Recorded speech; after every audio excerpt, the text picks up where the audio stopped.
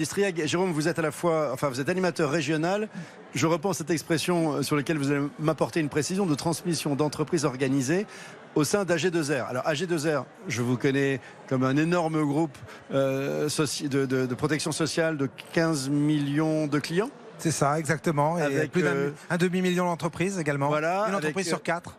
Une entreprise sur 4 françaises. Ouais. Un Français sur 6. Oui, c'est ça. Quasiment, ou 5, avec 1000 conseillers sur le terrain. Exact. Et puis, vous êtes partenaire de cette journée Impact PME et on pensait qu'on allait parler ensemble de protection sociale. Non, mais on va parler de transmission. Alors, ça m'a étonné.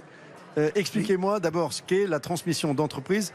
J'insiste sur le mot organisé. Ben oui, organisé parce que on s'est aperçu qu'on accompagnait nos dirigeants depuis la création jusqu'à la transmission, mais qu'après on les perdait de vue parce qu'ils devenaient nos allocataires. Oui, pour beaucoup, ils devenaient nos retraités. On leur servait leur pension de l'ARCO, de la GIRC et parfois leur régime supplémentaire. Mais on ne les revoyait pas. Et parfois, on revoyait l'argent revenir parce qu'on est aussi assureur. On est un groupe paritaire, mutualiste, une forme un peu particulière en France, et on est aussi assureur. Et donc l'argent revenait par un autre biais parce qu'on a beaucoup de partenariats. Via l'assurance vie, bien sûr, qui est le placement préféré des Français. Et donc on se disait, oui, mais qu'est-ce qu'il y a eu au milieu? Qu'est-ce qui manque? Qu'est-ce qu'il y a eu comme conseil? Comment on a pu organiser tout ça? Avant, on aurait presque pu dire optimiser, mais optimiser est devenu un gros mot, on a préféré organiser. D'accord, d'où le mot, parce que quand on s'y est au téléphone, mais insisté sur organiser. Oui. Optimiser, ça sonne pas bien. Non, en plus c'est devenu un mot qui est répressible au titre du livre de procédure fiscale. On va éviter. L'article 64, donc on va éviter. On va éviter. Donc, alors le chiffre est intéressant parce que l'une des raisons pour lesquelles effectivement AG2R s'intéresse à ce sujet, c'est que quand même il y a combien d'ailleurs, dizaines de milliers d'entreprises à reprendre en France. L'un de vous le connaît le chiffre ou pas? Il est très variable, mais en fait, il y a à peu près 5 repreneurs pour un cédant. Donc, 5 repreneurs, oui, donc 4 entreprises qui représentent 750 000 emplois potentiels. C'est ça. En fait, le truc, c'est que c'est très compliqué. Quand on parle commerce, on a 4 cédants pour un repreneur, le bar tabac, etc.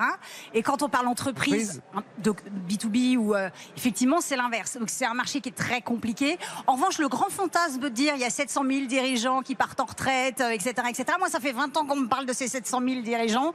Et ben, je les ai pas vus encore. C'est-à-dire, j'ai pas compris, là, les 700 000, c'est les emplois qui sont menacés ou c'est des dirigeants? Ah, mais les deux. Les deux, en fait, parce qu'en fait, il y a 550 000 emplois induits par une réussite d'une transmission bien organisée et bien pensée. Et Fanny Dombocos, qui était la députée de l'Hérault, avait remis un rapport à l'époque au ministre de l'économie, c'était, je crois, Emmanuel Macron, d'ailleurs. Oui. Et oui, en lui disant, voilà, il faut faciliter.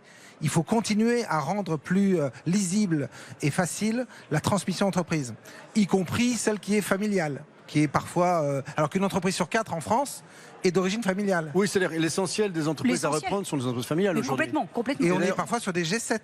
Oui. Des générations 7. Oui. Où, il y a encore beaucoup de G7. Une pérennité. Oui. Il y a encore beaucoup de générations, 7 générations. Et oui, il y en a. D'ailleurs. Quel dommage de les voir partir, c'est sûr. Oui, et puis j'espère qu'il va y en avoir encore beaucoup parce qu'on sait que c'est des entreprises qui sont plus pérennes, qui ont plus de temps, etc. Et là, c'est vrai que nos jeunes créateurs qui veulent tous faire la start-up avec des levées de fonds, je vous sens un peu. Disons qu'effectivement, on sait que ces entreprises familiales avec des fonds familiaux sont des entreprises plus stables dans le temps, plus pérennes dans le temps, qui ont plus de temps. Elles ont moins la pression des actionnaires, des fonds d'investissement. Et elles sont historiquement plus solides, dans bien des cas d'ailleurs. Sauf que lorsque le dirigeant n'a pas d'héritier et qu'il est fatigué, moi j'ai en tête, on a fait une émission qui s'appelait Connect ta boîte, dans laquelle on a rencontré un ferronnier d'art dans les Alpes, un type formidable, Frédéric, qui adore son métier, qui représente le meilleur de la France, qui rêve de céder sa boîte. Et son rêve, c'est que ce savoir-faire ancestral français ne disparaisse pas. Et il ne trouve pas. Et il adore, il a des alternants. Il veut leur donner les clés de la boîte, il ne trouve pas. Alors, on va venir ensemble au frein. C'est-à-dire, vous aidez, je ne sais pas combien d'entreprises d'ailleurs, parce que vous allez nous expliquer comment faites-vous. Vous repérez ces gens. Oui. Là, on a une cible. Oui. Quelqu'un dont si on s'en occupe pas, il va soit rater sa sortie d'une certaine façon. Oui, on va l'aider à la réussir et à rendre pérenne cette entreprise. On va lui proposer. Voilà. Qu'est-ce que vous lui proposer un accompagnement. Si c'était alors c'est peut-être un tout petit exemple en termes de taille d'entreprise, mais par exemple pour mon Frédéric que j'adore. Ce sont nos valeurs. C'est des valeurs d'entreprise comprises entre 300 000 et 3 millions. Alors on ne parle pas de. Comment procédez-vous? Alors on a un réseau. 2000 conseillers, vous l'avez noté. On a aussi des partenaires, des experts comptables, des réseaux d'avocats, voire de notaires, mais aussi, comme c'est un organisme paritaire, évidemment, la CPME, la CCI, avec lesquels on travaille, et qui nous sourcent des dossiers en nous disant, ben voilà, la première chose qu'il va falloir regarder pour votre dirigeant, c'est quand et combien sa retraite. Est-ce qu'il le sait ? Est-ce qu'il le sait de façon certaine? Est-ce qu'il en a la mesure? Voilà. Je suis pas.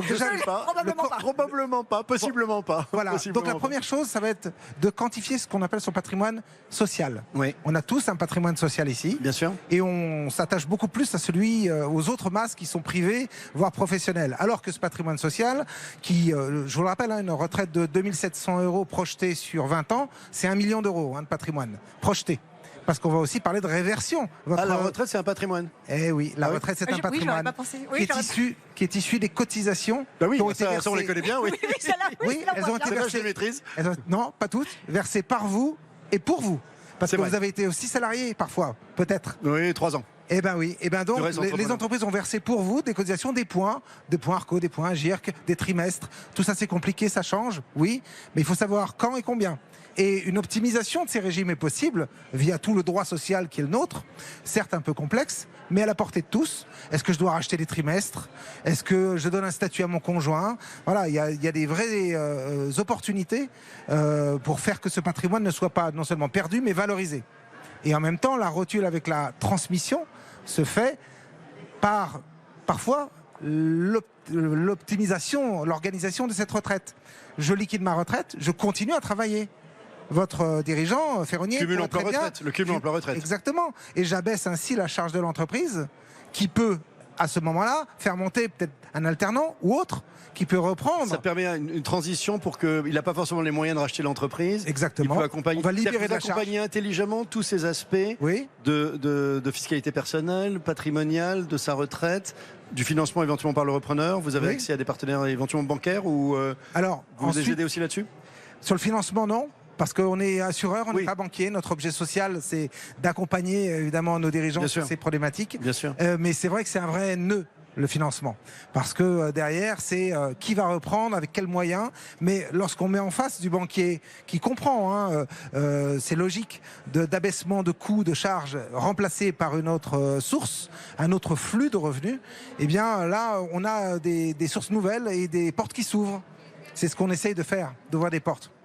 Nathalie Carré. Oui, après, alors ce que vous évoquiez pour votre ami, c'est effectivement cette envie d'entreprendre par les jeunes et ces métiers difficiles. Ils sont nombreux. Et ils sont nombreux. La restauration n'arrive plus. Enfin, bref, tous ces métiers dits artisanaux. Assez étrangement, je pense que le salut viendra des quadras. Qui effectivement se reconvertissent majoritairement dans l'artisanat, qui retournent en restauration, en pâtisserie, justement dans la passementerie, dans tous ces métiers d'art, parce que quand on a passé 20 ans finalement faire du tableau de reporting, on a envie d'autre chose. Voilà, quelque chose justement qui a ce fameux sens. Maintenant, les alternants, c'est pas simple parce que c'est le financement qui coince. Alors il y a des crédits vendeurs qu'on peut activer, etc. Mais voilà, je pense qu'on peut trouver quelqu'un qui, je m'engage pas à lui trouver un repreneur, mais je pense quand même qu'on peut trouver quelqu'un qui accepte de vivre à la campagne et qui sera passionné par ce métier d'art, si tant est qu'il puisse être formé et accompagné pendant longtemps, parce qu'il y a ça, les savoir-faire se perdent. Bien sûr. Et il y a le problème de ces compétences qui se perdent. Est-ce que vous avez, en tant qu'un peu vigie de cette thématique, aussi bien création que transmission, Nathalie Carré chez CCI France, une idée de est-ce que les transmissions en ce moment se passent plutôt bien ou pas? Ou est-ce que la météo, j'ai évoqué la météo de la création, est-ce que la météo de la transmission est bonne ou est-ce qu'elle est stable? Est-ce qu'on a des infos? Ça fait 20 ans que je m'occupe de transmission et de création et en fait ça reste stable. Il y a toujours des années un petit peu, voilà, mais globalement ça reste stable. C'est-à-dire que c'est un sujet qui est compliqué techniquement mais qui est maîtrisé par des professionnels, donc sous-traité à des avocats, des experts comptables, etc., des professionnels à la G2R. Mais c'est un métier complexe, c'est une activité complexe parce que c'est beaucoup plus que la création, c'est une activité d'émotion. C'est un sujet d'émotion, d'affectif. Chaque parole qu'un repreneur va prononcer peut faire pencher la balance pour lui ou contre lui. Et ça, on a des repreneurs qui sont trop dans trop dans le business, trop dans les comptes. Leur obsession, c'est l'évaluation d'entreprise. C'est pas le sujet en fait. Un peu, ils ont mis toute leur vie. À un moment donné, leur retraite en dépend en partie. À un moment donné, ça sera le sujet. Mais au début, t'es qui toi? C'est quoi ce que tu as créé? C'est quoi tes valeurs que tu as mis dans ton entreprise? C'est quoi que je vais faire perdurer? Comment je vais motiver tes salariés à me suivre? Comment je vais motiver de nouveaux salariés? Comment je vais pérenniser ton business? Donc c'est vraiment des questions de valeurs, de partage de valeurs, de culture et d'émotions. Et c'est ça la complexité. C'est faire marier ces cultures et ces émotions entre le repreneur et le cédant et des équipes. Merci. Une dernière question peut-être à vous, Jérôme Gallon-Industria. C'est gratuit ce service d'AG2R et pour ceux que vous accompagnez. Et je ne me rends pas compte du volume finalement d'entreprises que votre structure permet d'accompagner pour éviter que combien d'entreprises ne disparaissent? Alors, c'est difficile à dire parce que sur 500 000 entreprises, on pourrait se dire qu'on n'a pas la taille et la capacité d'accompagner tout le monde. Cette notion étant quand même, cette ambition qui est née il y a une dizaine d'années, qui est de en fait faire rimer assureur avec valeur, cette fois-ci, valeur sociétale pour accompagner l'entreprise parce que dans les territoires, il y a un lien intime avec l'emploi, on l'a vu. Valeur patrimoniale, oui, patrimoniale parce qu'il va la vendre et en dépend beaucoup de son schéma de projet de vie. Mais projet de vie, la vie d'après, c'est quoi? C'est votre projet de vie familial. Et familial, je dirais au sens large. Oui, bien sûr. La famille, on va vous demander votre conjoint. Est-ce qu'il va être content de vous avoir à la maison toute la journée pour celles qui ne travaillaient pas? C'est une vraie question. Votre conjoint, vos enfants, vous voulez les aider avant, après? Comment ça se passe? Oui, mais bien sûr. Et après, on vous posera la question ultime. Et vos parents, ça va? Et là, on a une autre vision. Et là, on parle la dépendance, 4 générations dans chaque famille. Du projet de vie de chacun. Donc, pour répondre à votre question, on accompagne environ 600 dossiers par an. D'accord? Par an. Voilà, en ce moment, en gestation. Parce que ça prend pas non plus 6 mois. Et trop souvent, on est interpellé sous les quelques semaines précédant la session trop tard, alors qu'une transmission c'est de 2 à 3 ans et quand on est dans le familial c'est 5 ans. Donc on essaye de faire mieux, mais on recrute. Allez-y parce que c'est top ce que vous faites.